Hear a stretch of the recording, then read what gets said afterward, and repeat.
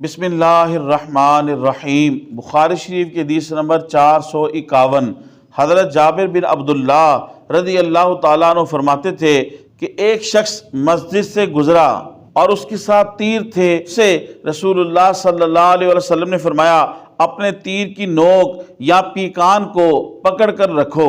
محترم خواتین و حضرات، اس حدیث پاک کے اندر بیان کیا گیا کہ مسجد کے اندر مسجد سے گزرا اور اس کے پاس تیر تھے، تو رسول اللہ صلی اللہ علیہ وسلم نے فرمایا ان تیروں کی نوکوں کے اوپر، چونکہ وہ بہت تیز ہوتی ہیں، ان کے اوپر ہاتھ رکھو یا اس کی پیکان کو پکڑ کے رکھو تاکہ کسی کو لگ نہ جائے۔ اس سے یہ ثابت ہوا کہ کسی بھی قسم کے اسلحے کی نمائش کرنا یا کسی بھی ایسے ہتھیار کو لے کے مسجد کے اندر یا ایسے ہجوم کے اندر جانا جس سے لوگوں کو نقصان کا اندیشہ ہو، تو اس سے گریز کرنا چاہیے اور ایسا طریقہ اختیار کرنا چاہیے جس سے لوگوں کے دلوں کے اندر اس ہتھیار اور اس اسلحے کی ہیبت اور دہشت نہ بیٹھے اور لوگ اس سے محفوظ رہیں۔ اس سے یہ بھی معلوم ہوا کہ پیارے نبی صلی اللہ علیہ وسلم کو انسانوں سے، اپنی امت سے اتنا پیار ہے کہ آپ اتنا بھی گوارا نہیں کرتے کہ کسی کو اس طریقے سے بھی تیر کی نوک چبھ جائے اور اس کا خون نکل کے بہہ جائے اور اس کو چوٹ لگ جائے۔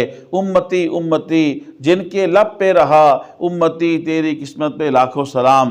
تو رسول اللہ صلی اللہ علیہ وسلم کی یہ مبارک سیرت ہے اور یہ پیغام ہے کہ اسلام امن کا پیغام دیتا ہے۔ جو اسلام اور جو رسول یہ بھی نہیں چاہتے کہ بھول کے بھی کسی کو ذرا سے بھی تیر کی نوک لگ جائے، تو اسلام اور وہ پیغمبر کیسے دہشت گردی کا پیغام دے سکتے ہیں؟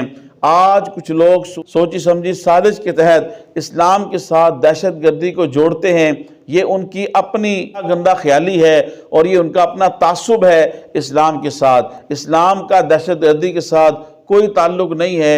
اسلام ایک پرامن دین ہے اور امن کا درس دیتا ہے۔